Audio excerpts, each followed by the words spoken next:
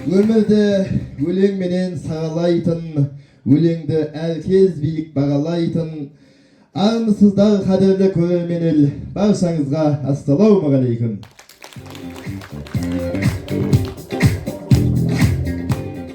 Қайырлы күн, қадірлі жақсылар, өлең сүйер, ақын сүйер, кітап сүйер, бүгінгі кешке әдеби байқауға жиналған аса қадірлі, аса қымбатты, аса құрметті көрермен қауым.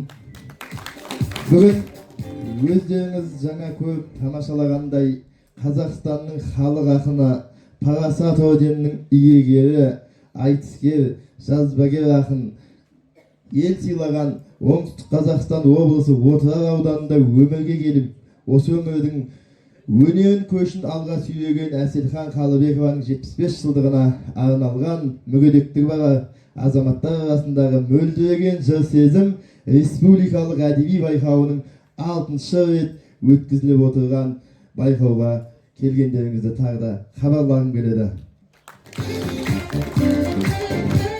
Шалқар шабыт мүгедектер қоғамы қоғамдық бірлестігінің ұйымдастыруымен Шымкент қалалық әкімдігінің, Шымкент қалалық мәдениет басқармасының, Шымкент қаласындағы көзі көрмейтін және әлсіз көретін азаматтарға арналған арнайы кітапхананың қолдауымен және де бірнеше азаматтардың Түркістан облысы әкімдігінің, Отырар ауданы әкімдігінің, сонымен қатар Элемент компаниясының және де Бал текстиль фабрикасының біршама азаматтардың қолдауымен өтіп отырған байқау бүгін 23 қазанда өтіп отыр. Осынау байқауға келген әрбір қатысушы үміткер республикамыздың түкпір-түкпірінен табан тіреп осында жетіп жатыр.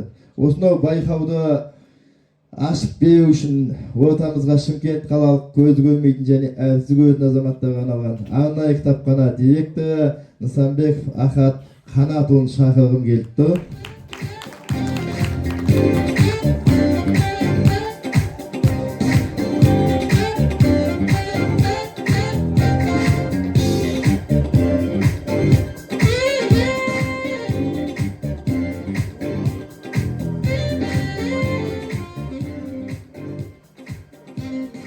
Ассалаумағалейкум. Бүгін мына іс-шараға жиналған барлық көрермендер, сіздерді мына қош келіпсіздер. Бүгін мына Елбек Бакиев ініміздің басқаруымен мына Шалқар шабыт қоғамдық бірлестігінің ұйымдастыруымен өтіп жатқан мына іс-шара өте қуаныштымыз келгендеріңізге. Мына қатысушыларда бүгін біздің жан-жақтан келген республикалық республика күніне арналған іс-шара тем более құтты болсын. Мына бүгінгі іс-шарада өздеріңіз көрсетіп, лайықты бағаларыңызды алып, жетістікке жетіңіздер. Келе жатқан мейрам республика күні құтты болсын. Не дейміз, барлықтарыңыз табыс тілейміз. Құдай қаласа мына Шалқар шабытты қоғамдық бірлестік өрлеп, осындай жақсы іс-шаралар өткізе берсін. Барымыз қолдап отыруға қарсы емеспіз, қолдаймыз әрқашанда. Рахмет. Көп рахмет. Мінекей жақсыдан шарапат, жақсыдан жылы сөз дейді. Олай болса енді бүгінгі байқауымыз жайында айтып өткім келеді. Байқау бір номинациядан тұрады. Халық ақыны Әселхан Қалыбекова ақынның өлеңдерін мәнерлеп оқу.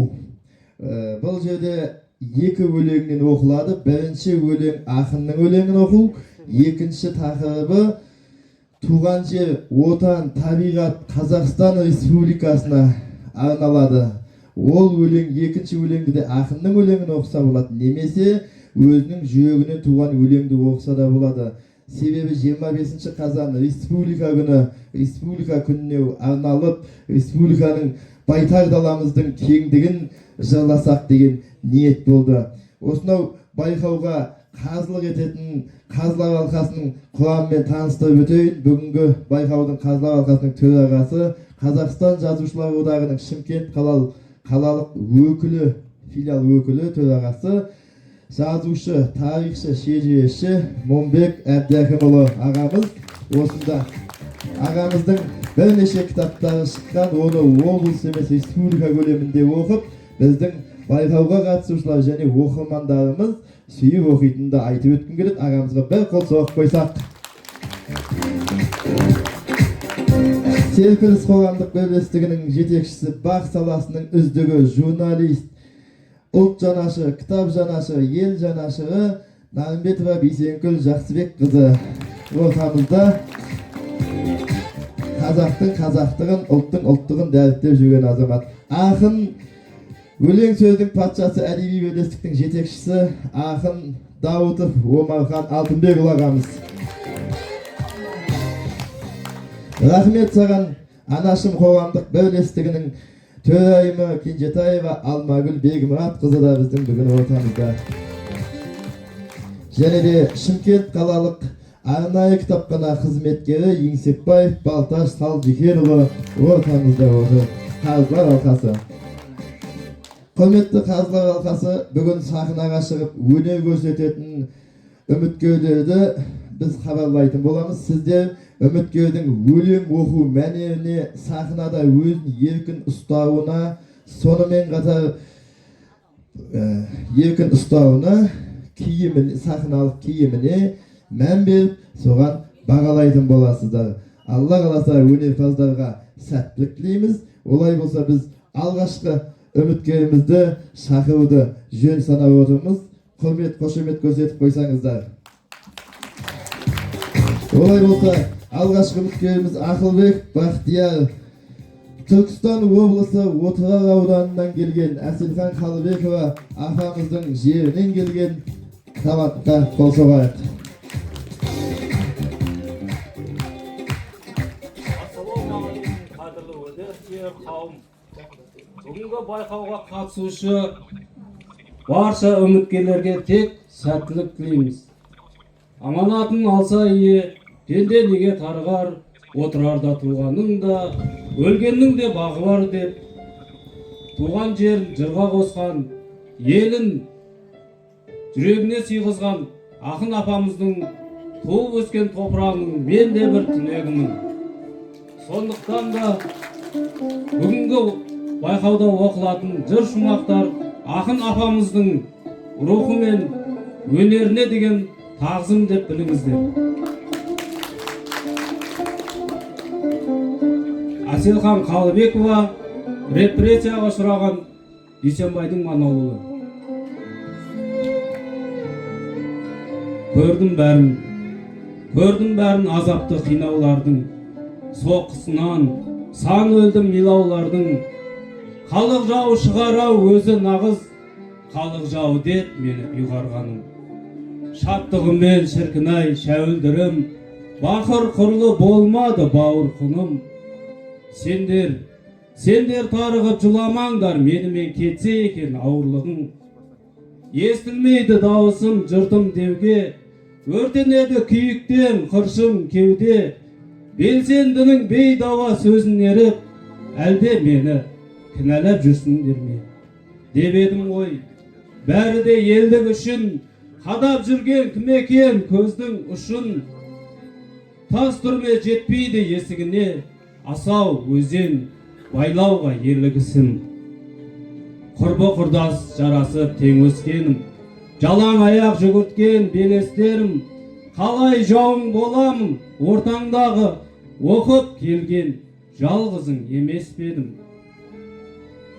Шулап жатқан елімнің қамын ойлап, қурап жатқан жерімнің нәрін ойлап, қара нардай дауылға қарсы тұрып, халқымды өрге сүйреп ем, құдайлап.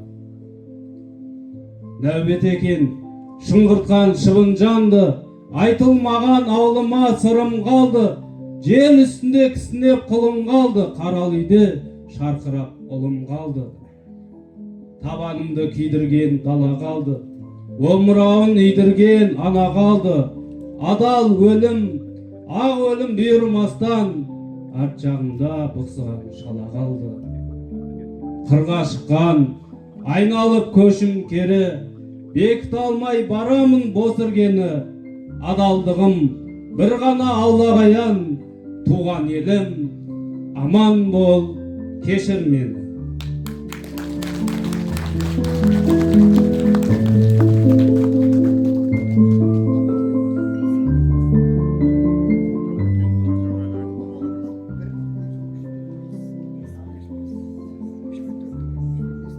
Ақын апамыздың екінші өлең.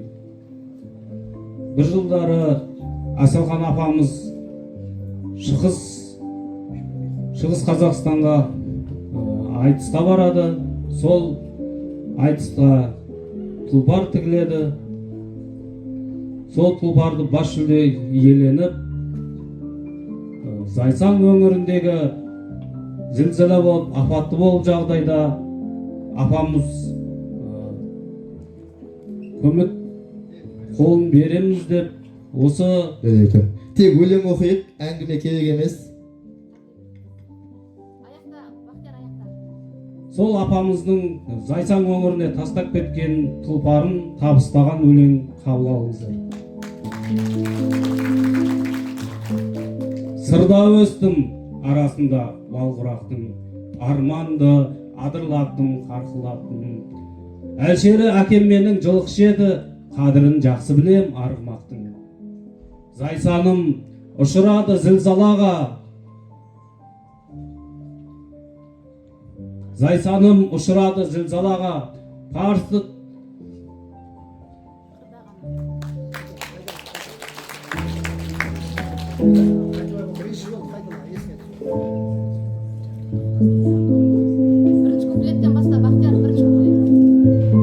Зайсаным ұшырады зілзалаға,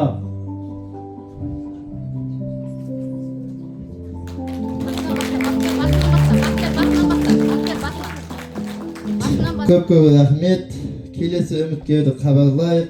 Келесі үміткер Батыс Қазақстан облысы Орал қаласынан келген Қуанышқалиев Асылбек. Отырар аспаны.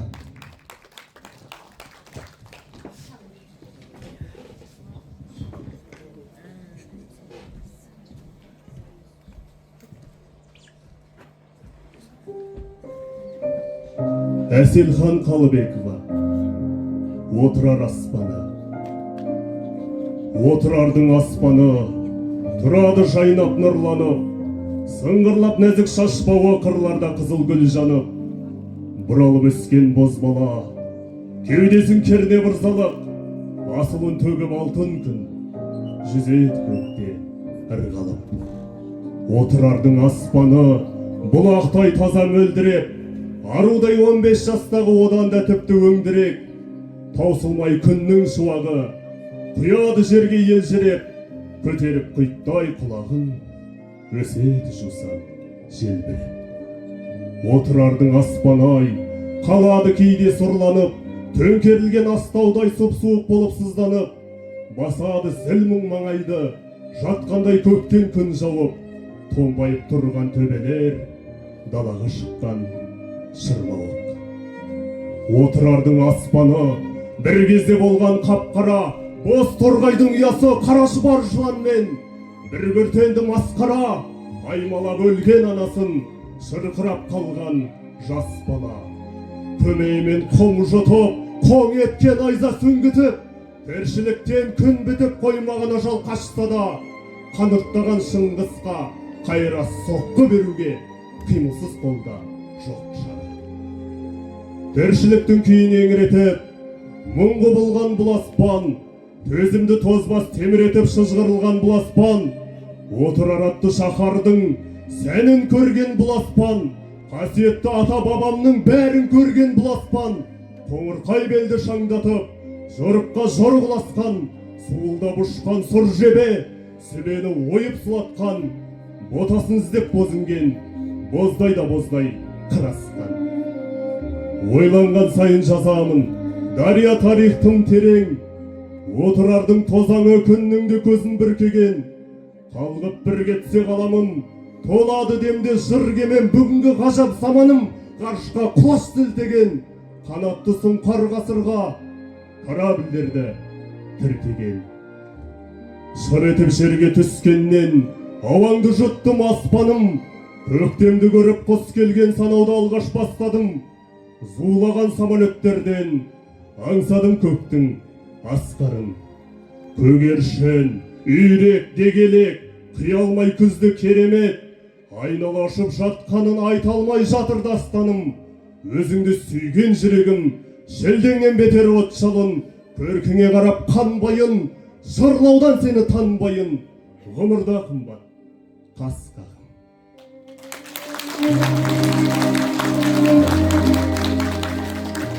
Мен тектілердің ұрпағы болғанымды, сондай-ақ тәуелсіз, дербес мемлекетте дүниеге келгенімді мақтан етемін. Дәл осы мақтанышымды өзімнің жүрегімнен шыққан авторлық туындыммен жеткізуге рұқсат етіңіздер. Отаным, рахмет мың. Езгі көрген ері халқым әлі өлмеді. Мың жаны бар екенін дәлелдеді. Бабам аңсап болған біз одан алшақ қазақ тәуелсіздікке тәуелдеді. Кім көрінген қайғымды кеткен молғып, жәбірлеумен көрсетті өктем қорлық. Азаттықтың жолында боздақ қанын, ал аналар көз жасын төккен көл қып. 1945 жеңісімнен төгеді аңыз нұрын, батырларға бейбіт ел қарыз бүгін. 86 жүректі жастарыма жүрексіздер жасады жауыздығын. Бейбітшілік, гүлдену дара көктем, тар жол тайғақ кешуден аман өткем. Өткенімді баяндап ұрпағыма тарихымды жазамын. Жаңа беттен тәуелсіздік сұрадым бір Алламнан, еркіндікте еркелеп құмарғанған. Күндер қайтып келмесін ендігәрі бөтен елге бодан боп бұғауланған. Кеудемдегі намысты көп қайнатқан, елдігімді ел таңбам оттай жаққан. Мәртебемді көтерген көк аспанға тауда биік бола алмас. Көк байрақтан қызғылықты ертеңге тірек үлгі. Көріп жүрмін жаныда сіреріңді, әнұранды шырқасам жүректі ұстап жұлып берем дегенім жүрегімді. Жан жарасы жазылар тереңдемес, болашаққа көңілім елеңдемес. Доллардың бәсі биік болса дағы ол теңгемді сүюге кедергі емес.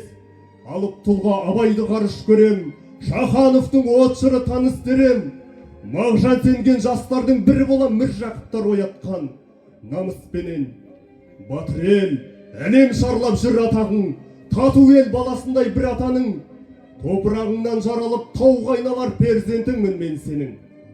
Ұлы отаным, жақсылыққа жанымды жақын еттің, ақын еттің тәттіні татып өттім.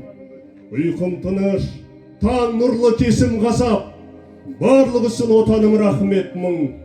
Өлілгенше мен саған патриотпын. Асылбек Қуанышқалиев, Батыс Қазақстан облысынан.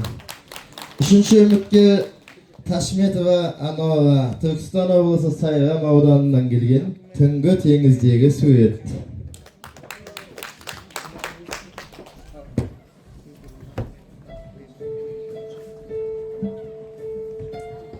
Түнгі теңіздегі сурет. Толықсыған теңіздің төбесінде толығай, сағынышы егіздің сыңқылдасқан өмір-ай. Теңіз үсті жылтылдап, алтын парша жайылғандай. Балапандар былқылдап билеп, ойнап салғандай. Көкте жұлдыз қалмаған, бәрі судың бетінде. Бұрын соңғы болмаған бір керемет өтуде. Ай мен теңіз жоғысып, жұмақ күйін ойнатты. Құрылар жүзіп нұр ұшып, махаббатқа бойлатты. Өңбе түспей көргенің, жүрек қалай сыр сақтар. Шымылдық перденің, бойлай жүзген бұршақтар. Самала жарық, тіршілік, теңізге сурет салғандай. Бір батып суға бір шығып, миллион моншақ жанғандай. Сабылысқан сәулелер, шарықтатты ханшасын. Ойын бітті саудагер, сүйреп кетті паршасын. Сүйреп кетті паршасын. Теңіз қалды масайып, таңдайына балтамған. Жоқты қайдан жасайын, бәрін көрдім балконнан. Сол бір сәттер қимаған, көз алдымда тұр қазір. Ұлық Алла сыйлаған, ғажайып қой бұл да бір. Роза Қадирова, туған жерім. Туған жерім оттан да ыстық өзегім. Таза ауа, мөлдір бұлақ өз елім. Туған жердей болмас маған ешбір жер. Мәңгілікке елім деп соғар жүрегім. Туған жерім, неткен көркем құшағың. Сені көрсем бақытымды құшамын. Таулы қырат, ойыз үстірет жазығын. Тыныс алсам тірілгендей боламын. Туған жерім, Қарашығы көзімнің, қайда барсам өзіңді аңсап жүрем. Көңілімнің қуанышы өзіңсің. Туған жерім, жүрегімнің бөлшегі, болама саған махаббаттың өлшемі. Шетел асып, сұлтаны болып жүргенше, елде қалып, ұлтаны болып жүрсемші. Рахмет Ташметова анаға бұл байқауға бірінші рет қатысуы. Келесі қатысушы үміткерді қабыл алыңыздар. Ақтөбе қаласынан Мускалиева Алмаш Ботадан сығалаған мен бір қоян.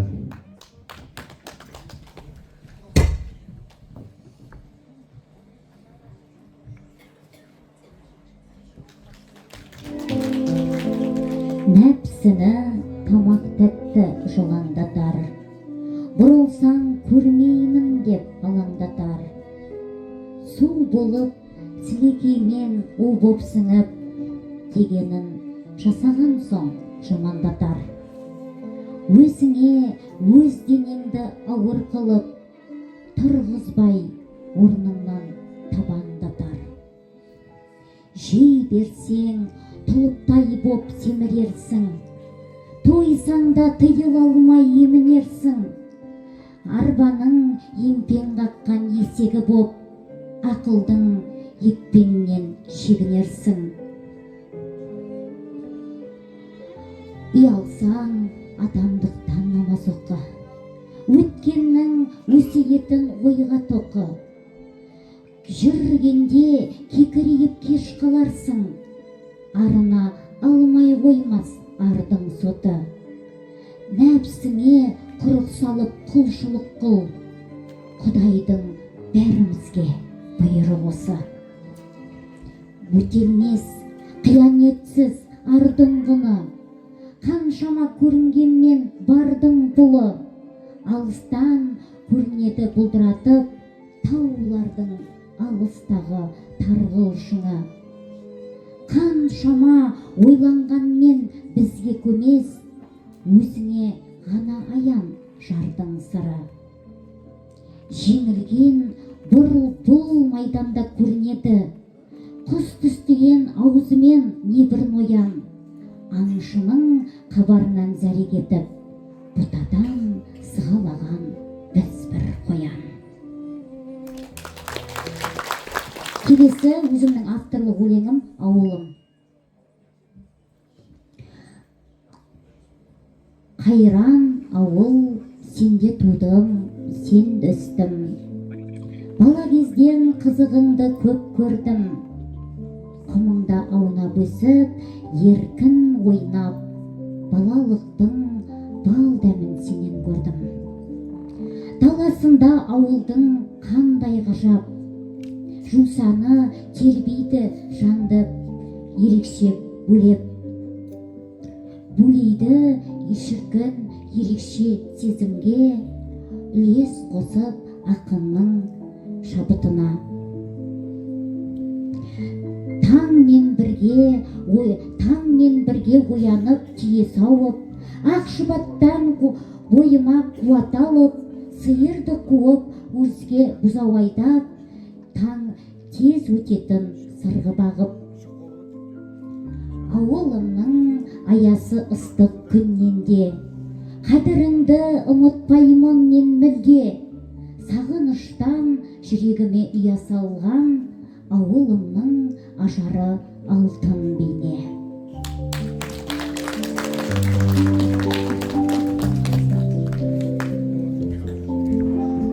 Келесі үміткер Аружан Сүлейменова Алматы қаласынан қатысушы Ана өлеңімен.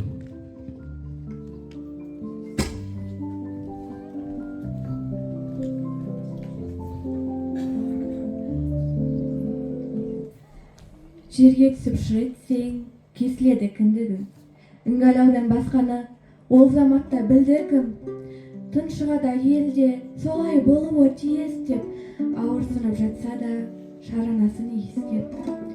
Омырау недіріп, уысына жарытып, аялай делжіреп, махаббатын дарытып, бөбегінің талпынған әр қылығын жыр етіп, жетілдірер қанатын сылап сипап түлетіп. Тілек тілер Алладан, әр күн дала таңынан, дүниеде қымбат жоқ, ана алақанынан. Жан анаңның жан кешті, емдеріменен өсесің, бейнетінің ешкімде қайтара алмас есесің. Ана болу бақыты, дүниенің ұлы ісі, жалғастырып келеді Хауаның жынысы.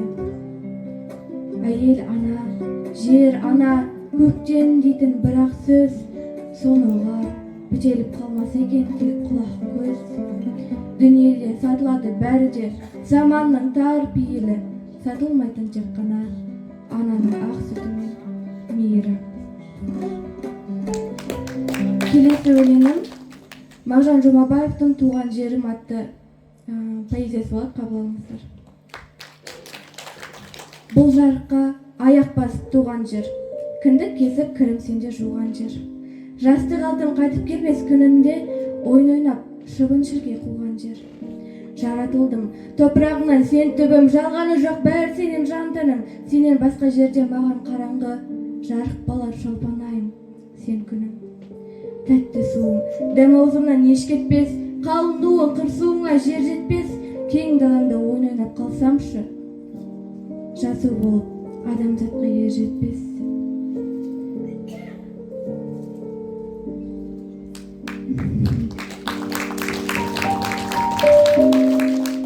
Адам басы Алла добы деген рас, қалай болса солай кетпек сорлы бас, кім біледі мен де шетке кетермін, туған жерім сен тастап басым жас. Рахмет.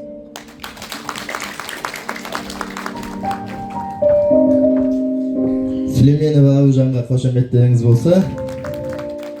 Келесі қатысушы үмітке жас ұзақ перизат, қазақта Жәнібек біреу ғана.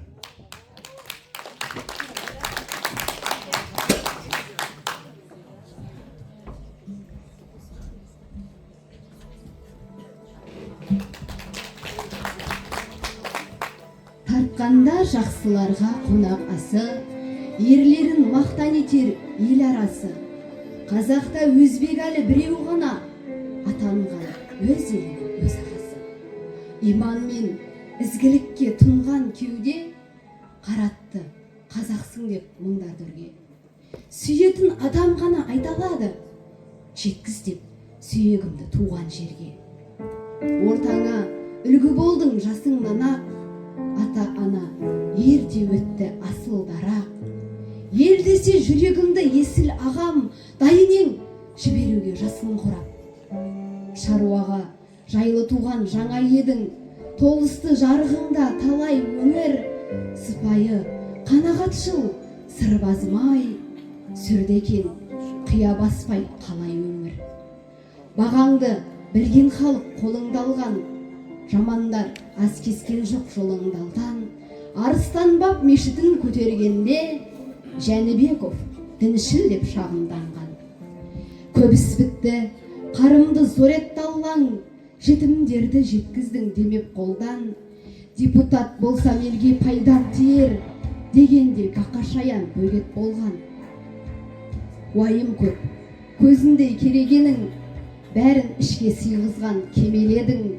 Көңіл сұрап барғанда сырыңды ашып, Әселхан жан осылай деген едің. Кешіктіріп қу тағдыр кезегіңді, өртесе де өкініш өзегіңді. Арыстанбап жанынан орын тауып, құшақтап кеп құладың өз еліңді. Аймағында арыспен сырағатын, байтақ елдің байттың мұрағатын, ет бауыры езіліп есін алып, тілеу етін оқиды жұрағатын. Менің екінші оқитын өлеңім, өзімнің авторлық өлеңім «Аманат». Уа халайық, қалай бүгін хәл жайың, сұрамаймын мал дүниенің мән жайын. Мен сұрайын, амансың ба өр алаш, қуыс кеуде ғасырының дертінен. Бабалардан бізге жеткен баянат, байтақ дала, ана тілі аманат. Тәуелсіздік туын тіккен қанымен, ұлыларға қылғанымыз қиянат. сүріп жатқан біздің өмір бұл қоғам. Кездерім көп, мен еркісіз қынжылған, ұлт қадірін, жер қадірін білмейтін, парықсыз бен пайымсыздар құтырған. Кей жастардың зең басқандай зердесін,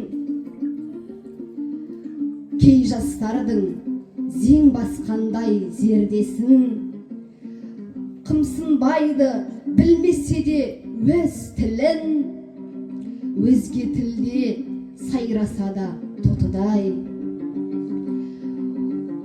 Әйел заты ар ұятын қорғаған, ел алдында әдеп иба сақтаған. Ал қазіргі қыздарымыз қара көз, діні бөлек, ділі жатқа жар болған. Ерлер аз ба еңбек еткен ел үшін, әзиз жанын құрбан еткен жер үшін. Қатар қорғар отауы мен отанын, азаматтар текке сүйреп кетпесін. Тәуелсіздік бізге оңай келген жоқ, ата бабам тектен текке сенген жоқ. Аманатын арқалайтын ұрпақтар желтоқсанның ызғар мен мұз жарған. Ұрпағымыз рухы биік асылдың, жалғасымыз азат күнді ғасырдың. Тілегіміз ақ жаулықты ананың, арманымыз оты сөнген бабамның. Ақтау керек арыстардың үмітін, қорғау керек шекараны күні түн. Жетсе деймін абыроймен ұрпаққа, бізге жеткен бабалардың бірлігін. Әр жүректе асқақтасын ұлт үні, көкейінде күмбірлесін тіл құны.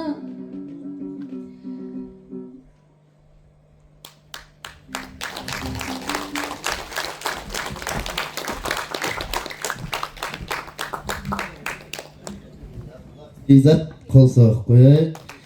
7-ші үміткерімізді қабыл алыңыздар. Ақтөбе облысынан келіп отырған Аманжол Мұхамбетғазиев, ар ғылымы.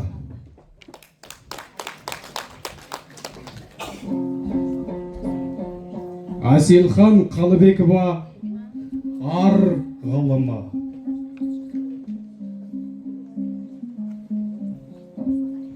Болса да мықты тұғырың, тартса да ауыр шығырың. Санаңа сәуле түспесе саяз су сынды ғұмырың. Көзіңнің алмай шырымын, сақтай көр сақтан құлыным. Менмендік кірсе кеудеңе құрыдым дей бер, құрыдым. Құдайға жақсын қылығың, көгерер сонда шыбығың. Екі дүниең армансыз үйренсең ардың ғылымын. Сынақтан шығып ағырың, тыңдама нәпсі сыбырың. Шайқалып кетсе тұнығың, толтыру қиын шығынын. Қулардың жолы ашық тұр, момынның көңілі жасып тұр. Қоғамның пультін құтыртып, әбіліс ымдап басып тұр. Жүрекпен өмір сүргенің, Аллаға жетер жүлде бұл. Ар ғылымын үйренсең, бар ғылымды білгенің. Ақиқат нұрын тілеп шын, ақырет шарты жүдетсін. Алқынып зәмзәм ішкендей, ашылар көзі жүректің. Имани ілім күймесін, Исан қып рух сүйресін. Ақылас қылса ынталер, андының ынсап бейлесін. Арамды арам дәндетер, адалды адал сәндетер. Ар ғылымын білгеннің, бар ғұмыры мәнді өтер. Екінші өлеңім, өзімнің отан деген авторлық өлеңімді алып келдім. Аманжол Мұхамбетқазиев, Отан, авторлық өлең.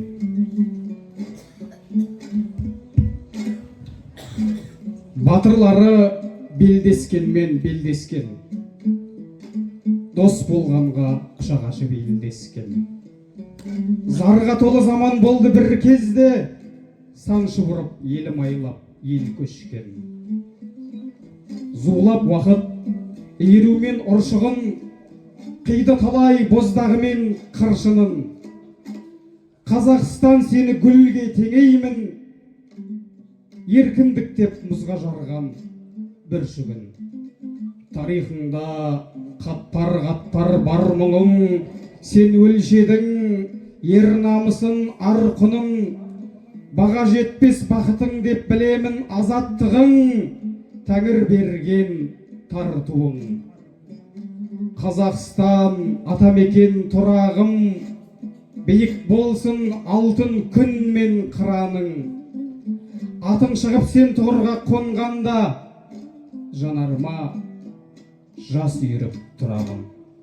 Сезімімді сидыра алман өлшемге, ғалам шардың қай шетінде жүрсем де, сағынышпен жұтым ауаң зар қылды. Болғаннан соң туылған ұл мен сенде. Төсіңде кең керемін кеудені де, отансыз өмір сүрмес пенде мүлде. Өлгенімше елім деп ғұмыр кешем осынау қазағымның кең жерінде. Жусан иісі бұрқыраған өрісің, ақын жанды перзенттердің жырысың. Күллі әлемді қатар қойсам бәрінен, Қазақстан, сен мен үшін ұлысың. Рахмет.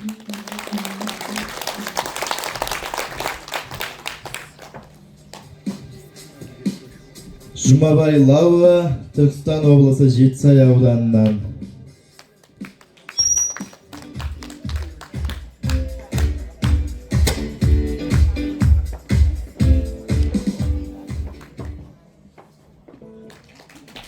Атилхан Қалбекова пайғамбар айтқан сөздерінен үзінді. Біреудің тілі тиіп сөз етті деп, біреудің қолы тиіп көз етті деп, кеудеңе кек сақтама бауырларым, алармыз біз де бір күн кезекті деп. Көк мұзын қиянаттың ерітуге, ызғардан ыстық шуақ қажеттірек. Нәпсінің кетсе бауырым жетегінде, септеспе көп күнәсін көрсетуге. Дүние алдап тартар алтын жартас, домалап басы қалар етегінде. Алысты жақындатар көзілдірік, адамға жолдас болар көзімділік. Алдымен ұшқалаққа оқ тиеді, кеткенше сабыр сақта өзің құрып. Сақтасын жеңілтекті құмарлықтан, ол қосса ажырамас ұлан жұрттан. Өмірде шайқап өтем дегендердің ақырын үз-түзсіз жылан жұтқан. Сөндірмес жалын ешкім от салмаса, пайдасыз асыл сөзің қошталмаса, сапарға ақмақпен бірге шықпа, ұғатын қабағыңнан жан болмаса. Деп ойлар ақымақтар ақылдымын, деп ойлар есерлікті батылдығым. Қолына маржан түссе тас екенде, қалдырар түгеспейтін тақырлығын. Ағайын, неге мұнша даурығасың? Досыңды бүйте берсең жау қыласың.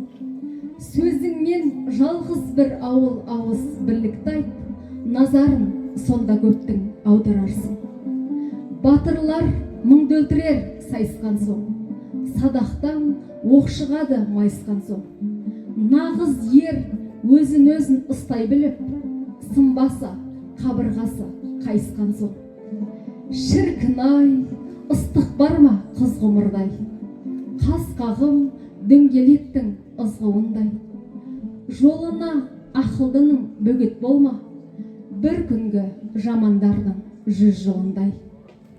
құштар бол жақсылыққа, адамдыққа, күресіп зұлымдыққа, надандыққа. Кезінде жасамаған жақсылығың кешікпей ауып кетер жамандыққа. Заманда жақсы жаман тайталасқан, зұлымдық жасап алсам байқамастан. Кек сақтап тағы жолға түсе көрме, соқырдай сасық қиды қайта басқан. Өмірде өмір болмай сән болмайды, жазадан түршікпейтін тән болмайды. Өмірде шайқап өтем дегендердің ақырын із-түзсіз жылан жұтқан. Адамдар бас тартыңдар қиянаттан, анасын аямайды ұяң атқан. Ұмтылып санасына жақсылыққа, даналар мөлдір сезім ұялатқан. Жеңгендер жүзі жарқын, көңілі дархан, қайық ойлап жеңілгендер бұлхан талқан. Жеңілгенге қарамастан, аулаққа қазық қағар бақыттар бар. Көбейсе мейірімді ізгі адамдар, қолының жылуына мұздағандар. Солардың қатарына жетуге асық, адасып жол таппай жүр мыңдағандар. Біз қазақ едік. Ержан Мұхиядин, екінші өлеңі. Біз қазақ едік. Аққуды аттырмаған, доңызды жақтырмаған, ешқашан қара жолға сәбиді лақтырмаған. Біз қазақ едік. Жолдасын сатпайтұғын, дұшпанын даттайтұғын, әскері өз халқына қаруын атпайтұғын. Біз қазақ едік. Мол сауап жинайтұғын, үлкенді сыйлайтұғын, көңілін қалдырғанның көңілін қимайтұғын. Біз қазақ едік. Шындығын жасырмаған, тарихы ғасырланған, жазықсыз сәбилерді шетелге асырмаған. Біз қазақ едік. Ұлдары жан сақтаған, қыздары тән сатпаған, осынау азаттықты кетті ғой аңсап бабам. Біз қазақ едік. Жақсыдан жерінбеген, еңбектен ерінбеген, ел едік ұл қыздары, ру жүзге бөлінбеген. Біз қазақ едік. Алласыз күн әтпайтын, жетімін жылатпайтын, от олған зымыранды жеріне құлатпайтын. Біз қазақ едік. Көк туы желбіреген, жүрегі елжіреген, көк бөрі ұрпақ едік, көздері мөлдіреген. Біз қазақ едік. Кеудеге жалын берген, ұл қызға тәлім берген, ел едік шын мәнінде, ар үшін жанын берген. Біз қазақ едік. Әрқашан ұлтым дейтін, отаным жұртым дейтін, бірақ та раз емеспін қазаққа бұл күнде мен. Біз қазақ болдық. Өз-өзін алдайтұғын, мешітке бармайтұғын, той менен томалақтан өлсе де қалмайтұғын. Біз қазақ болдық. Әруаққа табынатын, жын ұрып қағынатын, ел едік шын мәнінде Ресейге бағынатын. Біз қазақ едік. Бір-бірін күндейтұғын, жалғанды шындайтұғын, айналдық мәңгүртке біз өз тілін білмейтұғын. Біз қазақ болдық.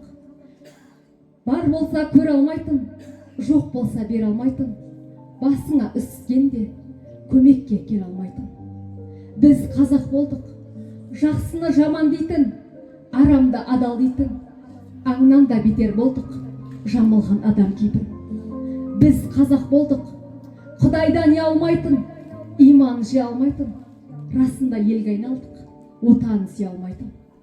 Біз қазақ болдық. Құдайдан ұялмайтын, иманын жия алмайтын, расында елге айналдық, отанын сүйе алмайтын. Біз қазақ болдық. Арысын атып біткен, байлығын сатып біткен, бақытын басқа теуіп, Құдайда бақыт күткен. Біз қазақ болдық. Кеудеге жалын берген, ұл қызға тәлім берген, расында елге айналдық, отанын сүйе алмайтын. Біз қазақ болдық. Көргені азап болған, әлемге мазақ болған, қазағы орыс болып, орысы қазақ болған. Біз қазақ болдық. Шындыққа бойламайтын, ел жұртын ойламайтын, ұлыстың ұлы күнін дұрыстап тойламайтын. Біз қазақ болдық, билігі құбылатын, жүйрігі жығылатын. Біз кімбіз бұл күндері? Жырласын бүгін ақын, іштегі жан айқайды, жан бар ма ұғынатын? Біз кімбіз? Рахмет. Жұмабаева Лауаға қол соғып қойсақ, келесі үміткеріміз Мөлдіреген жас сезім әдеби байқауына алғаш қатысып отырған Айгөфем Қарабаева Ақтөбе облысынан келіп отыр. Баянсыз дос. Әселхан Қалыбекова Баянсыз дос. Арыз десе арызбын, талыс десе талыспын, барыс десе барыспын, бес қаруды қолға алып, өз нәпсіммен алыстым. Өлтірмек боп шынымен басын тасқа жаныштым. Жауым бірақ өлмеді, сенікі ақын жөн деді. Жеңілген болып жыртайып, және маған ер деді. Өзін ол да зор тұтты, өлесің деп қорқытты.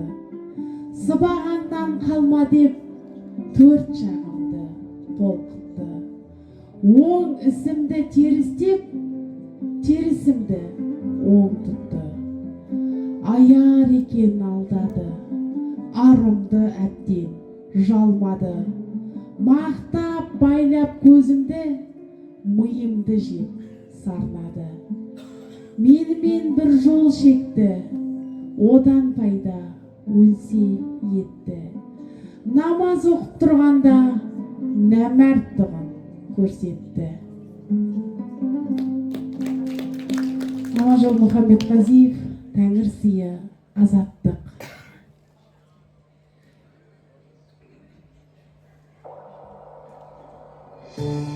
Тәуелсіз Қазақстан байтақ елім, келеді сен жайында айта бергім.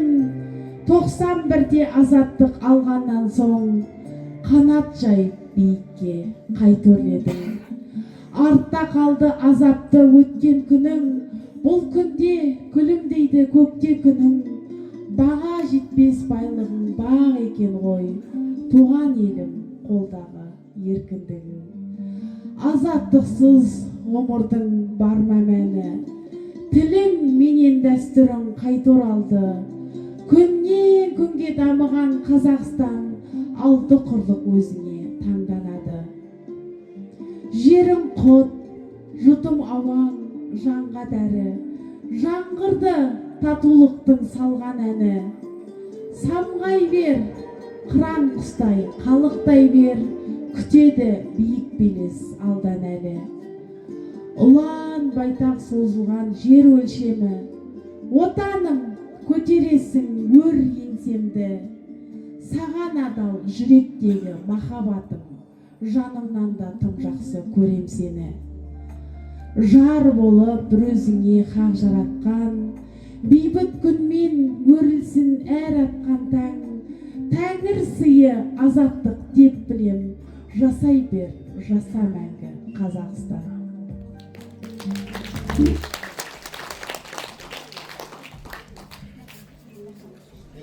Кеміз Есмағамбетова Тылсынкүл Қызылорда қаласынан келіп отырған қатысушымыз.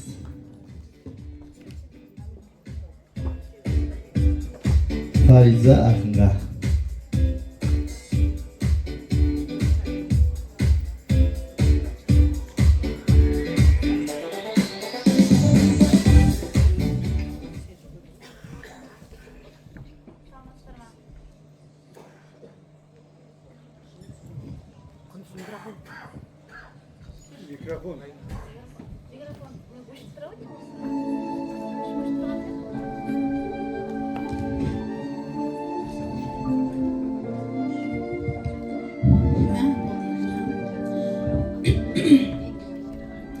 Аманбысыз, ақын апа, қыз апа, әр сөзімнің ақ-қарасын сүз апа. Мақтап қайтем, мақтанамыз сіз бір деп, тілімдегі күрмеуімді үз апа. Шымқалада басталды деп бір кешің, күмбез жырдың күмбірлеттім іргесін, шын жүрекке елеңдемеу мүмкін бе? Бір қоғамда өмір сүріп жүргесін. Ібіліске ілескендей іс құтсыз, жар басына тірелдік пе жылжып біз, байлау жоқ бейпіл сөзден дәм кетті, фаризасыз, парламентте тұздықсыз. Алас ұрып адамзаттың қамшын, өлі еттен тазартпадық намысын, кепілге алған кекілгілдай кемсеңдеп, қол созымда Түркістаным бақсым.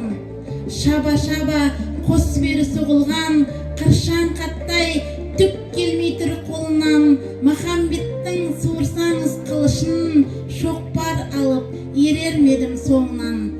Азаматтан ат оздырған қыз апа, жетер жерге жете алдық па біз апа, шындық іздеп жүргендердің шырқырап, шілдеде көкірегі мұз апа. Егеменбіз, жоқ сияқты егеміз, еркін өмір сұралмаймыз неге біз, еркімізбен пара беріп күн үшін, зорлық пенен зомбылыққа көнеміз.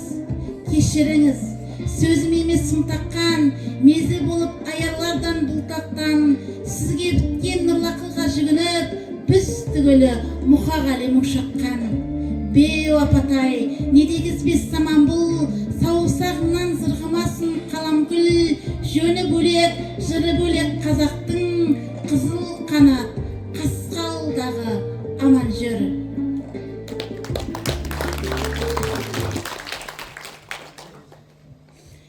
Сәнімгүл Желдербаева, ата жұрт.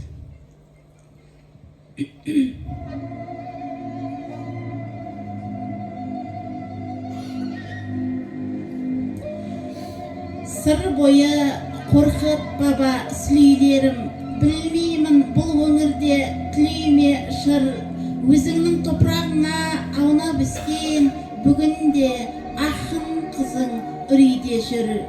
Дөбірлеп дүрлігеді мынау дала, үйілген әр төпешік сұрау ғана, қамыққан қалың жұрттың көңіл-күйін көтеріп терме айтады жырау бала. Сызылтып сыр сазымен жыр айтады, тірілді бұлар айтпай кім айтады, ойлы сөз оралымды ақыл-нақыл тереңдеп сіңген сай мұң айтады. Жастарым терме айтады, жыр айтады, бір емес, жүзі емес мұң айтады, жыр сіңген топыраққа у сіңірген осынау қасіретті кім айтады. Жүн сабаған тулақтай тақырлаған, жер, су, ауа кебірсіп шатыр далам, түбімізге жетті ғой кешегі бір ду қол соғып шапалақ сатырлаған. Қарағым деп атаған қара құмым, сіңгендей болдығау бабам үнін, шұқыр жерін шықса суы шыққан, малға жайлы қонысым ата жұртым. Елес болып барады ертегідей, ен жайлауын қайғысын шертетіндей, ата бабам қорымы қайда жатыр, көрінеді біз үшін жер шетіндей. Сұм саясат кешегі парқысыздық, бүгін жатыр жағадан нарық қысып, шыңғыс жазған шындықтан бейхабарау, бабаларым кеткен-ау ғарыш құшып. Атамекен қарағым жеркіндігі, жеркіндікке байланған еркіндігі, айтылмай әлі күнге келе жатыр, ата қоныс кешегі ел шындығы. Рахмет.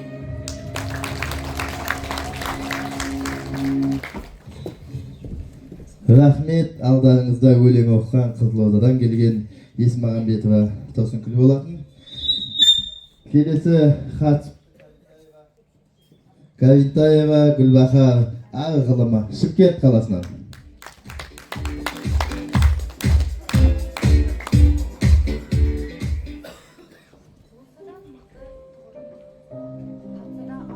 Қырым, санаңа сәуле түспесе, саясу сықылдығымын. Көзіңнің алмай шырымын, сақтай көр сақтан құлыным. Менмендік кірсе кеудеңе, құрыдым дей бер құрыдым. Құдайға жақсын қылығың, көгерер сонда шыбығың. Екі дүниең армансыз, үйренсең артын қылығың. Құладың жолы ашық тұр, тұр. Қоғамның пілтін құтыртып, ібіліс ымдап басып тұр. Жүрекпен өмір сүргенім, Аллаға жетер жүлде бол. Ар ғылымын үйренсен, бар ғылымды білгенім. Ақиқат нұрын тілеп шын, ақырет шарты жүдесін. Алқынып зәмзәм ішкенде, ашылар көзі жүректің. Имани ілім күймесін, исан қып рух сүйресін. Ықылас қылса ынталы ер, ынданан ынсап билесін. Имани ілім күймесін, исан қып рух сүйресін. Ықылас қылса ынталы ер, ынданан ынсап билесін. Арамды арам дәндетер, адалды адал сәндетер. Ар ғылымын білгенім, бар ғылымды мәндетер.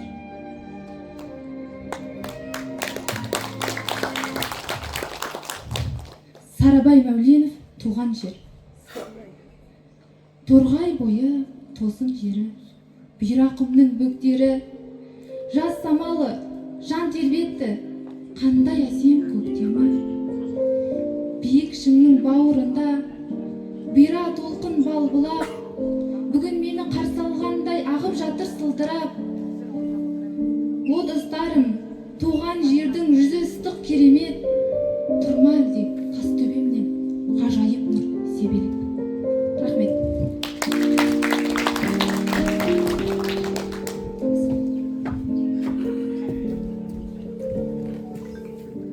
Келесі үмітке Құралай Назарқұл, Түркістан қаласы.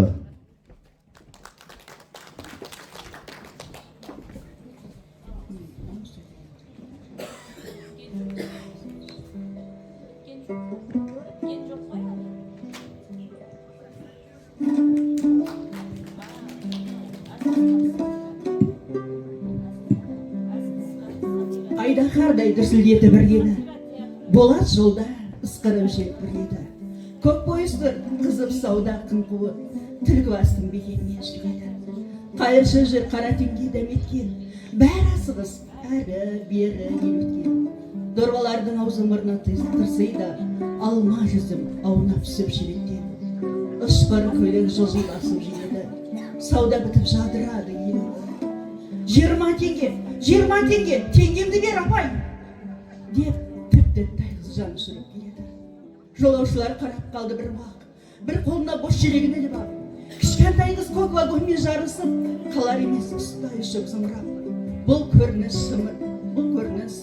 шымырлатты жүректі. Қу заман-ай, баланы да жүдетті. 20 теңге деп, доңғалақтар жылдамдығын үйретті. Кім қарыздар 20 теңге балаға, деп жол серік айқай салды арада. Қалтасынан суырып, умаждайса, лақтырды талаға. Теңге ұшқан кезде үлбілде, балдырғанның көзінен жас шүмпілде. Ұстай бере ет бетінен жығылды, шыр-шыр етіп, екі иығымен бүлкілдеп.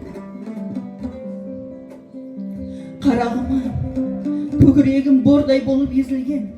Қарағым-ай, оңбай қалдау дедім мен. Ұйпа-түйпа желбіреген шаштары дегенше ғайып болды көзімнен.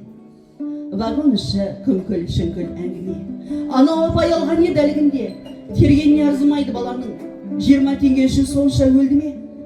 Ұшып, арып, жұлқығым кеп жағадан, сіз бе едіңіз алма алған баладан? Дегенме жауап қатар болмады, қолында өңшең 1000 теңгелік санаған. Ақсұр әйел көбеден отыр шалқайып, ажарынан жығылардай қамтайып. Қалар меді 20 теңге бермесем, түлбасын көп алмасын ортайып. Ей, дүниенің тапқансың ау қапсын, жас баланы жеуап алу яқсын. Бешараны жырылдатып, жүгіртіп, ұят екен, мынау сенің жатсың. Дедім дағы, шығып кеттім бұрылып. Үнсіз қалды, өңі сәл құбылып. Содан кейін терезеге қарадым, тамағыма бірдеңе кеп тығылып. Адамдарға ұят деген ем керек, дейтін сынды жұмат өрке дөңгелеп. Құлағыма күллі әлем шулайды, құттай қыз боп, 20 теңге теңгелеп.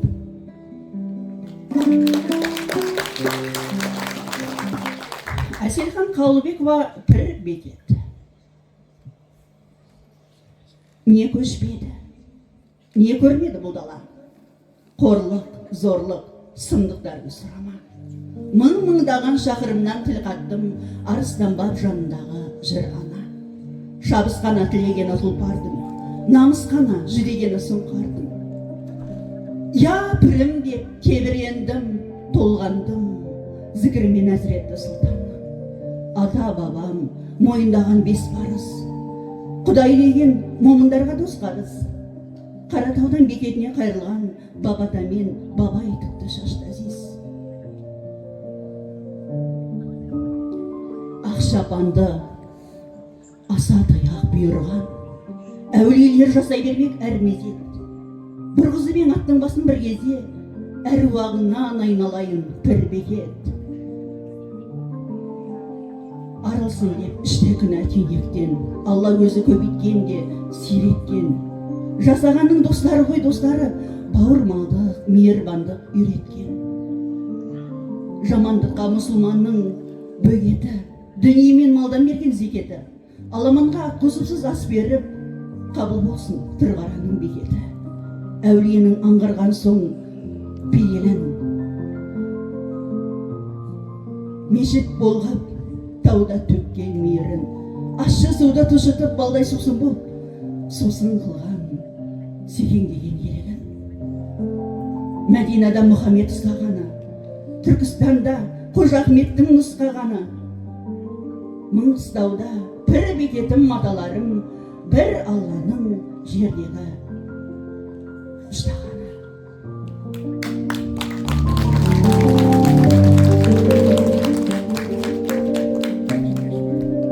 Құлалай Назарқыл Түркістан қаласынан бір қол соғып құрметтеп қойсақ. Және осы байқаудың соңғы үміткері Шымкент қаласынан Каттабекова Гүлсара, Алып ана Ақ балта алтын шүмек.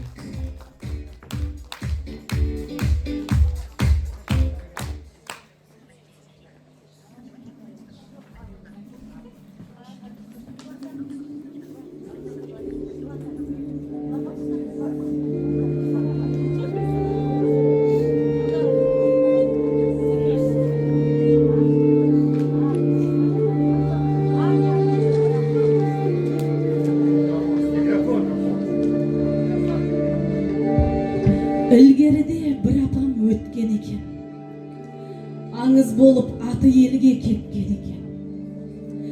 Тапқаны ылғи бірыңғай қыз бала боп, жарым көңіл жездеміз өкпел екен. Қит еткізбей тістеніп қамшын алып, томпылдатып жатыпты шаң шығарып.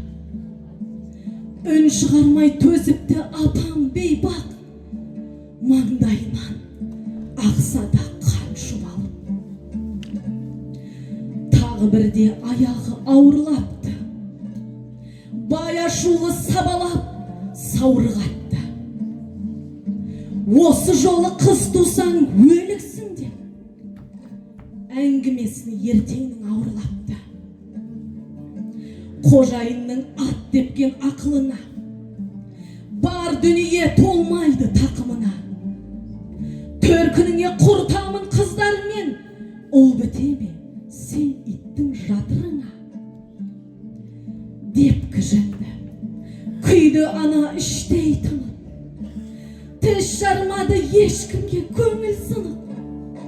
Толғатқанда көр жерін алды дағы, отын іздеп ұзады қырға шығып.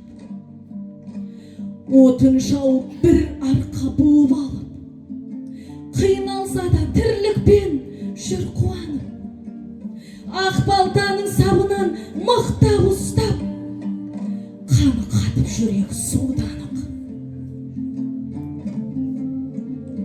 Деп ойланып артына бір қарады, бедеу жалған безеріп сұрланады. Жан айқайы шыққанда сорлы елдің,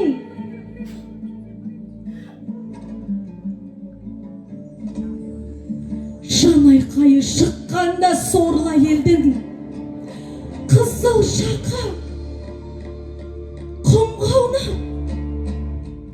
үңгіледі.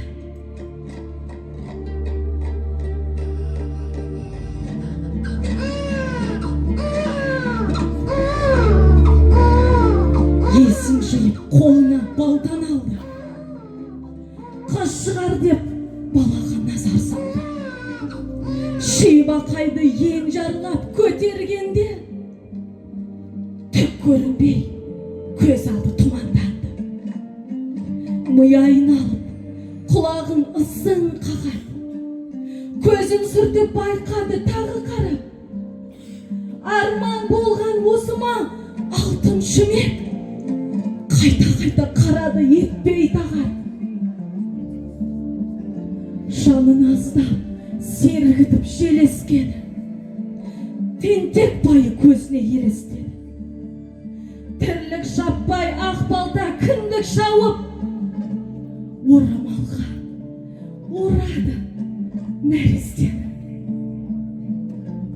Қыран ұшқан қызыл құм даласында сүйін жайтты табиғат жаңа сырға. Ізгіліктің мұраты қабыл болып сақтап қалды күнәдан анасында. Туған жердің жазылып иық белі, танауларын шүйірді киіктері. Асық ойнар төбеме ол келді деп, жасыл қырдың жотасы биіктеді. Мұнша өлермен болады пенде қалай, ып-ыстық боп шылқыды терге самай. Еңбек қылып қойып ем қалмасын деп, отынын да сүйрейді үйге қарай. Бұл еңбектің таппадым баламасын, аз болмапты тірлікте анағасын. Күнеңкейі үйіне жетіп тапам, бауырына қысып алып шаранасын.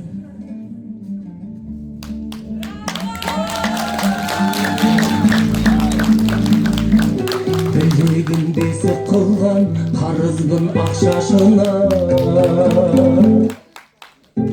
жүрегін есік қылған жұмақтың бақшасына. Тербетті тал бесікте тербеліп қалды фәни, бөлегім жер бесікке анашым әлди.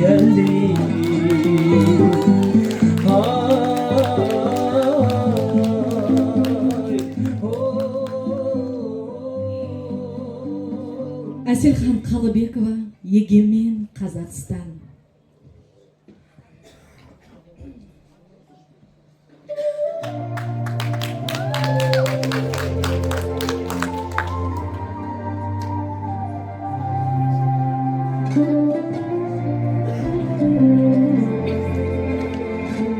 Есігі тарс жабылғандай мәңгі қара тозақтың, аспанымды айналып тұр, аймалап тұр ғажап күн.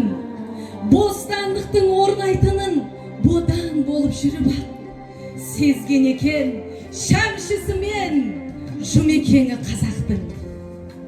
Бұл әуенді тебіреніп әуезовте тыңдаған, сүйсінгенін жасырмаған Нұрғисадай нұрлы адам. Менің елім деп Нұрсұлтан елбасы әр бір сөзін жүрегінің ырғағымен шыңдаған. Соқыр тұман ашылды да, заман қалай өзгерді. Шындық жеңіп шынашақтай шәмші басты безбеңді. Құлқын демес, ұлтын сүйген ата-баба жолымен Құранды да, ұранды да танитұғын кез келді. Көк байрағын желбіреп тұр, шырқа көкке ел ұран. Қанша боздақ құрбан болды ғаділеттің жоғынан. Самал ескен сарыарқада салыныпты астана. Құдай деген қазақтың да тұрдау желі оңынан. Әл-Мисақтан жаратқанның назарына іліндім. Әл-Фараби түбін қазып шамын жақты білімнің. Күн ертең ақ бүкіл әлем тұнығыма тамсанып, тұнығынан нәр алады менің ана тілімнің. Батыр бабам жау қайырған, көкпар шапқан, қой баққан, егескеннің кеудесіне көк найзасын бойлатқан. Дүниеге бір-ақ келер алыптығын дәлелдеп, Қажымұқанда заманының бұлшық етін ойнатқан. Бір кездері көтере озбырлықтың жебесін, ауып кеткен бауырлардың елге бұрдық кемесін. Көп адасып, Құттыхана мешітіне енгендей, тұс-тұстан кеп қағып жатыр бір қазақтың шебесін. Дінсіздіктен, мұңсыздықтан заманымыз қатерлі. Жанды емес тәнді ойлайтын тығырыққа әкелді. Жадау сәтте жарқырады Қазақстан жұлдызы, 56 ел төраға етіп төбесіне көтерді. Ақыл, иман, кеңдік, теңдік бәрі бізден табылар. Қазақ десе бас изейді халықаралық қазылар. Заман жүгін көтеруге Қазақстан ұмтылды. Арқасының жауры әлі жазылмаса жазылар.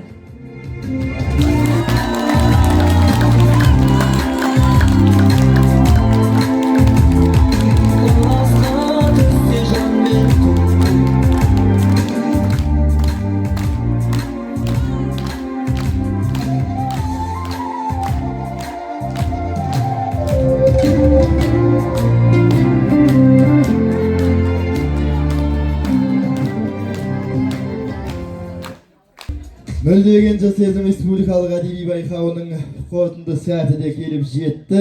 Осында қазылар алқасы құрамын шақырсақ, Момбек ағамыз бастаған Қазақстан Жазушылар Одағының Шымкент қалалық филиал басшысы, осындағы ақын жазушылардың шығармашылығына көңіл бөліп, шығармашылығын дамуына ықпал етіп жүрген ағамыз Момбек ағамыз, Бейсенкүл әпкеміз, Алмагүл әпке өздеріңізде елдің алдына бір шығып, осында Омархан Дауытов ағамыз бар еді, және де Балташ Салжекенұлы. Бүгінгі қатысушылар жайында бір ауыз пікірлеріңізді, лебіздеріңізді, ойларыңызды ортаға салып айтып өтсеңіздер, Момбек аға жоғары.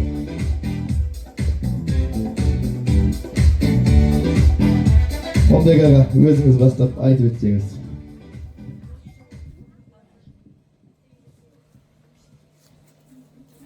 Мынау осы арнайы кітапхана жыл сайын осындай фестиваль ұйымдастырады. Былтырғысына қатыса алмадым. Алдыңғыларының 3-4 жыл бойы қатысып, жюридің төрағасы болғанмын. Сол кезде мен бұл жандардың, мәселен енді көзі әлсіз көретін жандардың, көзі жарқырап жүрген, айналасының бәрін түгел көретін, түзел сезе алатын адамдардан пайымы да өрісі де кең екенін ұққан.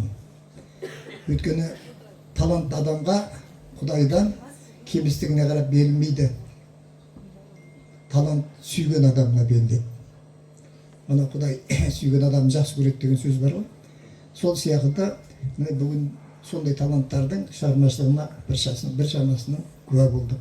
Оның үстіне арқалы ақын бүкіл қазаққа белгілі Әселхан апамыздың 75 жылдығына арналып өткізген мынау жыр кеші тіпті тамаша болды десек те болады. Мынау бүгінгі оқылған өлеңдердің ішінде жан тебірентерлік, көзге жас аударатын, тәуелсіздік туралы бірнеше жырлар оқылды. Әсіресе мынау күннің Оралдан келген жігіттің тәуелсіздік туралы жыры енді менің бір көңілімді қатты көтерді. Ал ондай өлеңді біз енді өкінішке орай, жаңа айтқанда біздің қатарымызда жүрген, бізден кейінгі жүргендер, өздерінің ақын санайтын, мына дүниенің бәрін көзімен көріп жүрген адамдардың көбісі жаза алмайды. Міне сондықтан да талант ол адамның келексін келбетіне қарамайды. Оған тағы да көз жеткіздік. Бүгін бір керемет әсерге бөлендік. Мынау жанымда тұрған әлгі жюридің мүшелерінің барлығы шығармашылықпен қатысы бар адамдар, шығармашыл адамдар. Бейсенкүлді, Омарханды өздеріңіз білесіздер, ақын адамдар, бәрі біреуі журналист, біреуі енді елге белгілі ақын. Бұлар өлеңнің, поэзияның құдіретін біледі, тәсім күшін түсіне алады деп ойлаймын. Сондықтан да бәріміздің енді жиылып, кімдерді жеңімпаз табайық деп кеңескенде, бұл жерде жеңімпаз жоқ. Қатысқандардың барлығы жеңімпаз. Қатысқандардың барлығы осы сахнаға, киелі сахнаға, кімдер келіп, кімдер кетпеген сахна мынау сөйлге шыққан үшін бәрі жеңімпаз болып саналады. Бірақ енді қайсы бір сайыста болса да жүзден жүйрік мыңнан тұлпар деген бір алға шыққан бір өзінде ерекшелігі бар адамдар болады. Мен соларға бірінші, екінші, үшінші орынды және бас жүлдені, одан кейін ең бір бастап айтатын Әсілхан Қалыбеков атындағы арнайы жүлдені бердік. Сондықтан қазір сол кісілерді ортаға шақырамыз, бірақ ешкім мен бірінші орын алмаппын, мен екінші орын алып қалдым, болмаса мен қатардағы жандар ретінде Айше кішкентай ғана бір алғыс хатпен сыйлық алдым деп ренжімесін. Мен айттым, осында келгендердің барлығы жеңімпаз. Сол үшін осы ақындарымызға арнайы кітапхана үнемі ұйымдастыратын мүгедек жандардың фестивалі мен жарысына, бұндай біздің Шымкенттен басқа жер жоқ өткізіп жатқан. Сондықтан енді мына Ербек бастаған, мына арнайы кітапхананың директор бастаған, мына Әдемі деген қызымыз бар, солар бастаған жыл сайын ұйымдастыратын осындай бір фестиваль енді бөлекше. Біз сау болып жүріп өзіміздің сау ақындардың мұндай несін өткізе алмай жүрміз. Олар енді сонша демеуші тауып, мынандайды ұйымдастырып, мынандай әдемі көрікті сахнаны алып өткізіп жүргені бұлардың да бізден бір биік, бізден бір парасатты екенін көрсетеді. Ал сөйлейтіндеріңіз болса сөйлеңіздер. Мен Ербектен бастап арнайы кітапханаға үнемі алғыс айтамын. Үнемі осыларға бір өз тарапына бір қамқор болса да, бір жылы лебізімді болса да білдіріп жүремін. Әр уақытта Ербек шығармашылықтарың дамып, көбейе берсін. Сендер басқа кітапханаларға қарағанда сендердің жұмыстарың әлде қайда ауыр және әлде қайда қасиетті. Себебі сауап деген нәрсе бар. Ана жерге көреніп келмейді, кітап оқимын деп, көзі көрмесе де кітапты оқытып жүрген, мына дүниенің сыры мен сырын түсіндіріп жүрген сіздер кітапханашылар. Кітапханашыларға ертең күні болайын деп жатыр, онда да үлкен жиын өткізіп сөз айтамыз. Кітапханашы деген бұл ең бір қасиетті мамандық. Ол мынау ақын жақсы екен, мынау ақын жаман, мынау жазушы жаман жазады, мынау жақсы жазады деп білмейді. Олар үшін қаламгердің барлығы бірдей. Өйткені олардың көңілдері сондай көкте жүреді. Бір қолса болады кітапханашылар үшін. Ертеңгі сөзімнің аяғында, ертеңгі мейрамдарыңызбен құттықтаймын осында отырған кітапханашыларды. Содан кейін марапатымызды бастаймыз, сөйлейтіндер бар ма? Бәрекелді, олай болса. Марапатты бастайық. Марапатты бастайық. Қазір ынталандыру сыйлығын қазылар алқасы табыстаса, ондайға берсеңіз, атын айтып. Ынталандыру сыйлығы Ақылбек Бақтияр. Ақылбек Бақтияр ынталандыру сыйлығы Бал текстиль кілем фабрикасының атынан арнайы кілем және қаржылай 15.000 теңге ақшалай сыйлық Отырар ауданынан келген. Бақтияр, кәді ортаға келсін. Және де осында Жаңа сәл күмілжіп қалдың, ер жігіттің басында не болмайды дейсің. Еш нәрсе емес. Бірақ сенің қалантына біз тәлдірміз. Рахмет.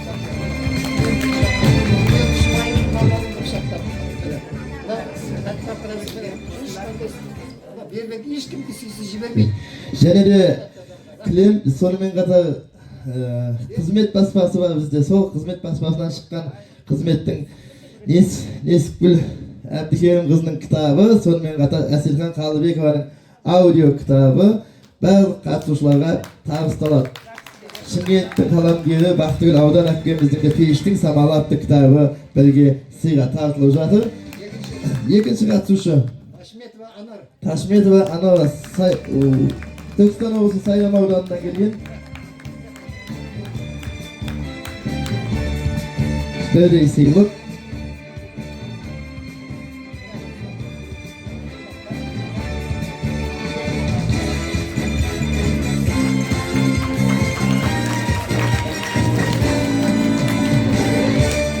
Ағыз қазақы әдемі киінген Анар. Бір қол шапалақ қойында қалды.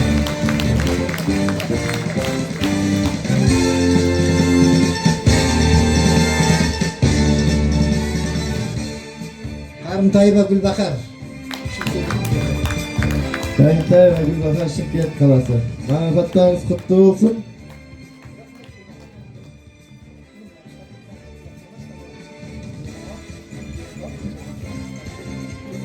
Кілемді жайып, үстіне отырып, кітабы оқып,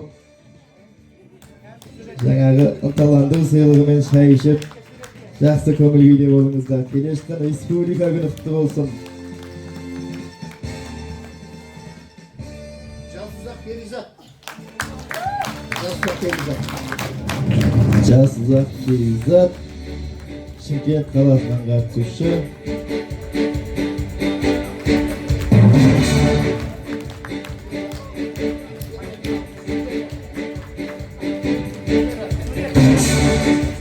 Бізге қазылық еткен осындағы қазылық алқасына үлкен алғысымызды, рахметімізді білдіреміз. Тым қуыт уақыттың арасында уақыт тауып демеу болып жатыр. Әрдайым істеріңіз оңды болсын дегім келеді. Соңғы кезде осы әдебиет тұрғысында мен байқап жүрмін, ер балдардан гөрі қыз балдар таланттырақ көп шығып жатыр.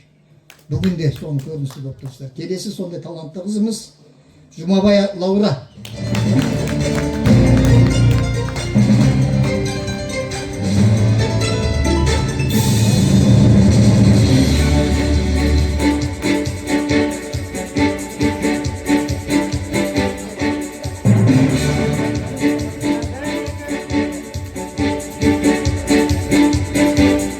Осында бізге қадірлі қонақ болып көрермен келіп отқан Шымкент қалалық мәдениет тілдерді дамыту және архивтер басқармасына қарасты мекемелерден келген ұжымдастар, сонымен қатар қаладағы мәдени мекемелерге де үлкен алғысымды білдіремін. Таланттарды қолдауға келген Сүлейменов Аружан. Алматы қаласынан келген Сүлейменов Аружан, марапатыңыз құтты болсын. Өзі бір арудай екен, сұп-сұлу.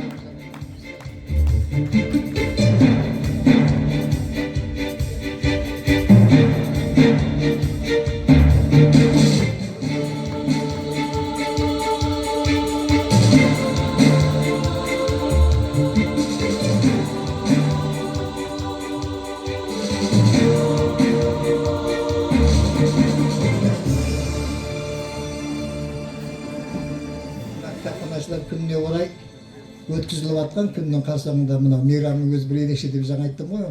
Кітапханашылар бір 90-95% тек қыз келіншектерден тұратын болса, бүгінгі жаңағы лауреаттарымыздың көбісі сондай бір 90% қыздардан тұрып жатыр. Келесі бір талантымыз Мусқалиева Алмаш. Ақтөбе қаласынан келген өнерпаз қатысушы.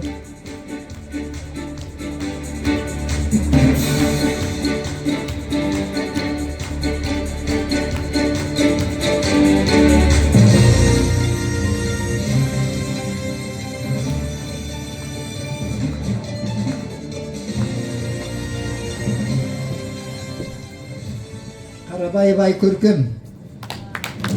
Айкөркем Қарабаев Ақтөбе облысынан келген.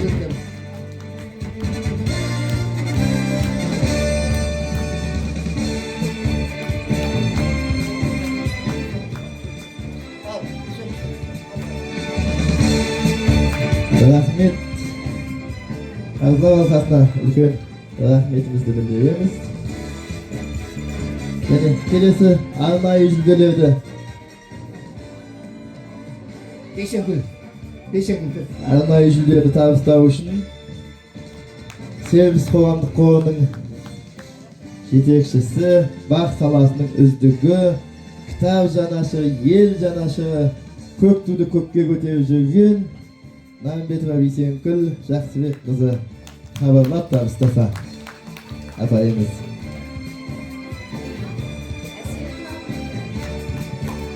Әселхан Қалыбеков атындағы арнайы жүлде Есмағамбетова Тұрсынкүл.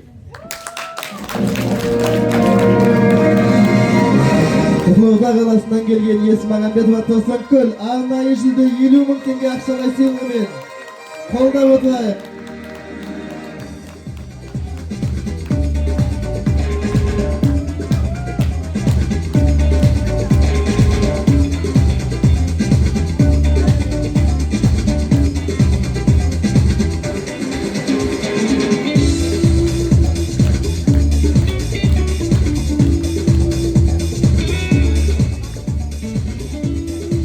Және де келесі үшінші орынды табыстау үшін Алмагүл Кенжетаева қоғам жанашы, өмірге белсенді балаларды бейімдеп жүрген рахмет саған анашым қоғамдық қорының атынан. Бұл үшінші Отырар ауданы Аманат партиясының атынан көтеріліп отырған жүлде екенін хабарлап өткім келеді. Үшінші орынды хабарлай берсеңіз. Назарқұл Құралай дейді. Назарқұл Құралай Түркістан қаласынан келген 70.000 теңге ақшалай сыйлығымен қошеметтеп отырыңыздар.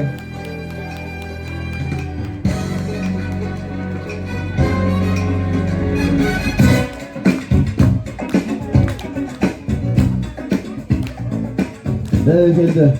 Және де екінші орынның жүлдесін табыстау үшін Элемент компаниясының Дана ханымды ортаға шақырамыз. Екінші орынды арнайы көтеріп, сонымен қатар осы байқауға қажетті құрал жабдықтармен де демеу көрсеткен Элемент компаниясына бір қол соқсақ.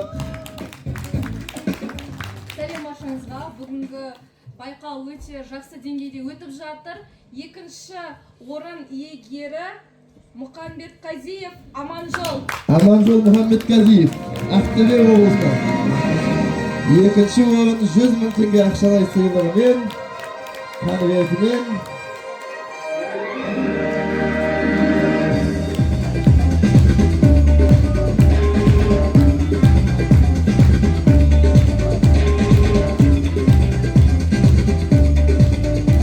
Марапаттарыңыз құтты болсын. Және бірінші орынды табыстау үшін осында Шалқаш Абыт бірлестігінің жетекшісі директоры Салимов Батыр Бахадырұлын қошеметтеп шақырсақ, арнайы алыстан келіп. Бірінші орын 150.000 теңге ақшалай жүлдесімен, алғыс дипломымен, сертификатымен.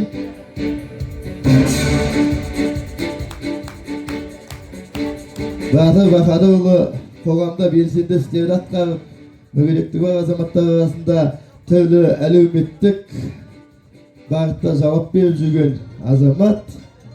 Бірінші орынды хабарлайсың. Қайырлы күн, құрметті көрермен. Бүгінгі байқаудың бірінші орын иегері Каттабекова Гүлсара. Каттабекова Гүлсара, Шымкент қаласы. Бірінші орын 150.000 теңге қаржылай сыйлық. Отырар ауданы әкімдігінің демеушілігімен беріліп жатқан сыйлық. Түркістан облысы Отырар ауданына үлкен алғысымызды білдіреміз. Әкімдіктің қолдауымен Әселхан Қалыбеков атындағы байқауда бірінші орын 150.000 теңгені және арнайы жүлдені суретке шақырып жатыр. Арнайы жоғарыда айтып өткен Әселхан Қалыбеков атындағы арнайы жүлдені берген болатын. Құттықтаймыз.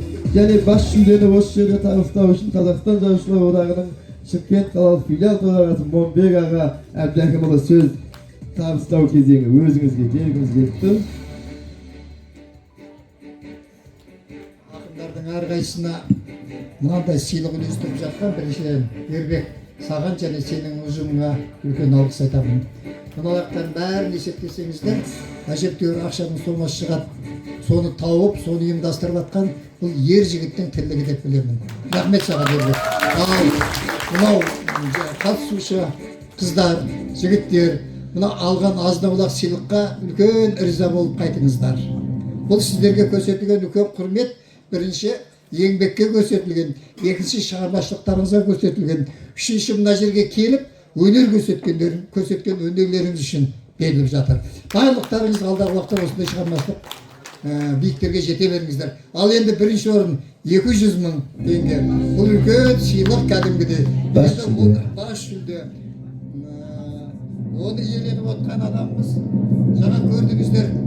Дауыс дикциясы қандай, киімі қандай, сонан соң тәуелсіздік туралы жазған өлеңдері ойымды шымырландырып, білмеймін сіздерді қандай. Маған қатты әсер етті.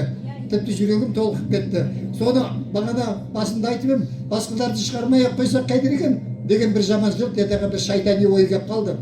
Кешіріңіздер. Ал енді бұлардың барлығы мықты ақын ғой. Сондықтан енді бәріміз жеңімпаз шығады, қандай сайыста болса да, сол сайыстың жеңімпазы ретінде, бас жүлденің иесі ретінде біз Қуанышқали Асылбек дегенімізді.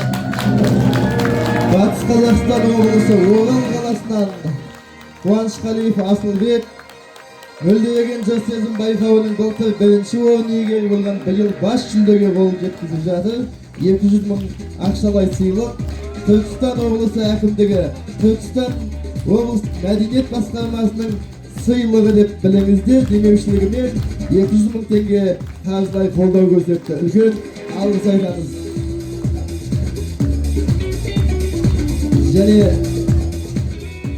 Және осындағы барлық қатысушыларды естелік суретке түсуге шақырамыз. Сосын кетіп қалмаңыздар, тағы да бір кішкене сіздердің назарларыңызға ұсынылатын жақсы бір дүниелер бар осында, қадірлі көрермен. Ал енді бізге қолдау көрсеткен азаматтарға, демеушілік танытқан азаматтарға елдің алдында еңсемізді көтеріп, елден алған қаржыны елге беріп жатқан жайымыз бар. Осындай демеу өткен адамдарға бір кісілер атын ата деді, атын атама деді. Барлығына үлкен алғыс айтамын. Рахметімді білдіремін. Шымкент қалалық мәдениет басқармасына қарасты мекемелерге, өзімнің Шымкент қалалық арнайы кітапхана ұжымына ерекше алғыс айтқым келеді. Сахнада бәрін алып кіріп ұйымдастырып жүрген бір адамның емес, елдің жұмылуымен бірігіп жатқан байқау. Бұл алдағы уақытта осындай жаны жомарт азаматтар болып жатса жалғасын таба беретінін айтқым келеді. Қадірлі жеңімпаздарға марапаттарыңыз құтты болсын дегім келеді. Өнерлеріңіз өркендеп, әдебиетіміз асқақтап, мәдениетіміз көтеріле берсін. Ақындардың рухы мен жырлары сарқылмасын дегім келеді. Сонымен қатар осы орайда қазір барлығыңыз енді кішкене сыйлықтарыңызды алып суретке түсіп алсаңыздар, барлық жерде есептеген нәрсе бар. Сыртта баннердің алдында естелік суретке түсуге шақырамын қатысушыларды.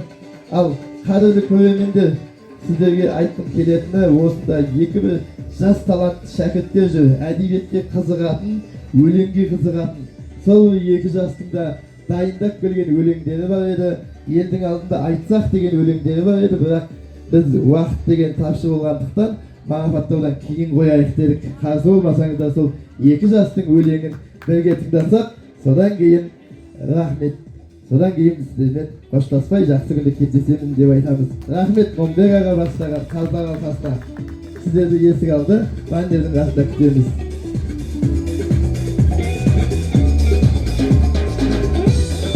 Берекеті сый сияпаттарыңыз құтты болсын.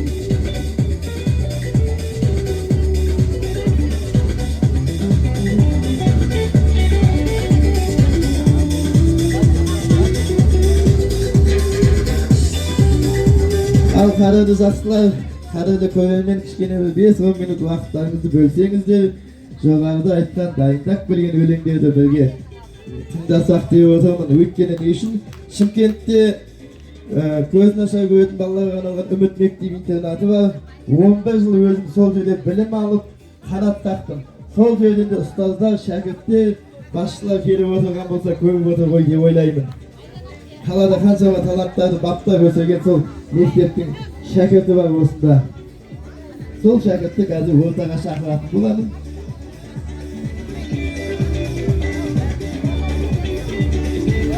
Қанекей.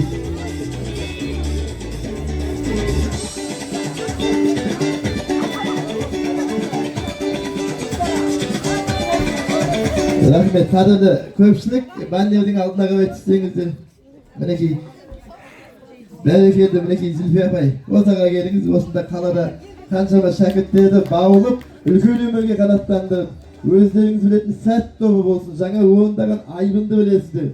Сол мектептің түлеп ұшқан басшысы ортамызда отыр, көргенімізге өте қуаныштымыз. Осында оқыған Гүлбахар Перизат деген қыздарға демеу болып, қатысушыларға қолдау болып келіп отыр.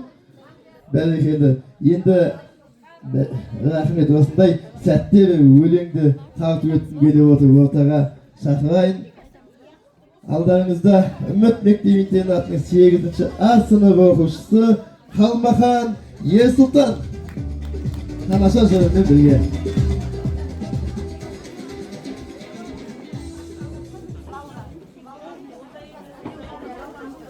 Терең оймен тербетіп қаламымды, жылуына бөлейтін жанарымды, сыны кетпей әлі де сақтаулы тұр менің жатқан бесігім бала күнгі.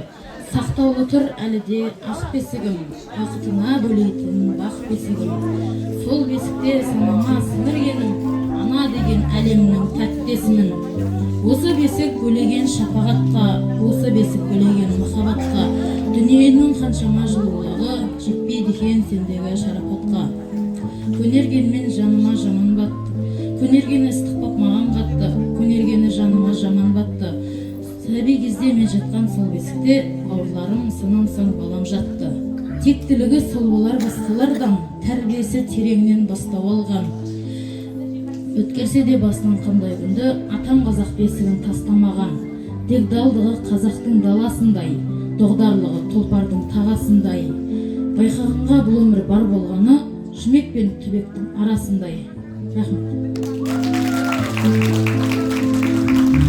Мінекей, бұл кішкентай ғана уақыт алуы мүмкін дей тұрғанмен, біздің жас, біздің бүлдіршінде осындай үлкен сахнаға қанат қақса, әдебиетке, өлеңге қызығатын жандар бір-бір шумақтарын айнап жатса, балалар болашағымыз дейміз, руханиятқа, әдебиетке, мәдениетке, өнерге ынтасы арта түссе, баянды ұрпақ болады ғой деп ойлаймын. Осы орайда және де тағы да Шымкент қаласында нөмір 130-шы жалпы орта мектебінің 4-ші сынып оқушысы, менің тұла бойы тұңғышым Дінмұхаммед Ербекұлында ортаға шақырсам, өзінің бір тамаша өлеңмен алдарыңызда.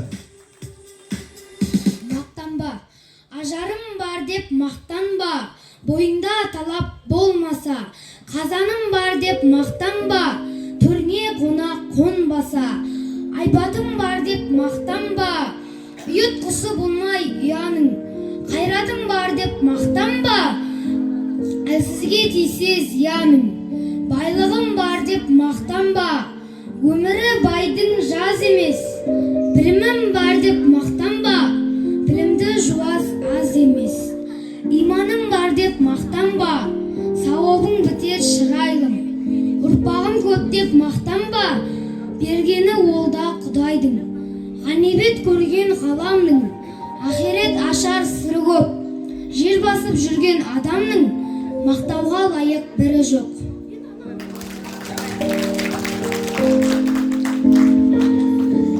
Мінекей, тай-тай басқан тілектер болашақ елдің елім деп соғатын жүректерге айналсын. Осында қадірлі жақсылар, баршаңызды Әселхан Қалыбеков атындағы мөлдіреген жастардың республикалық әдеби байқауына келіп, уақыт бөліп, таланттарды қолдап, қошеметтегендеріңіз үшін тағы да ризашылығымды білдіремін. Сонымен қатар жоғарыда айтып өткендей, күні ертең 24 қазан кітапханашылар күні. Кітапханашылар қаламгер мен кітапты, кітаппен оқырманды, оқырманмен туындыны табыстырып отырған алтын көпір десек, сол алтын көпірдің иесі болған кітапхана саласында еңбек етіп жүрген қызметкерлерді мерекемен келе жатқан құттықтаймын. Және де еліміздің аман болуы, Алланың қалауы болса, ұлан-ғайыр байтақ далада кеңінен көсіліп, тәтті өлеңімізді айтып, ән жырымыз асқақтай берсін деп, Қазақстан Республикасының 25 қазан республика күнімен баршаңызды құттықтаймын. Осында келген әрбіріңізге Алла тағала жақсылық, бақыт, береке, қуаныш сыйласын, қызметте табысты, өмірде берекелі болып, аман есен келесі байқауларда, келесі мерекелік кештерде кездескенше деп, сіздермен жақсы күнде жолыққанша деген ізгі тілегімді айтқым келеді. Баршаңызға мың алғыс, рахмет.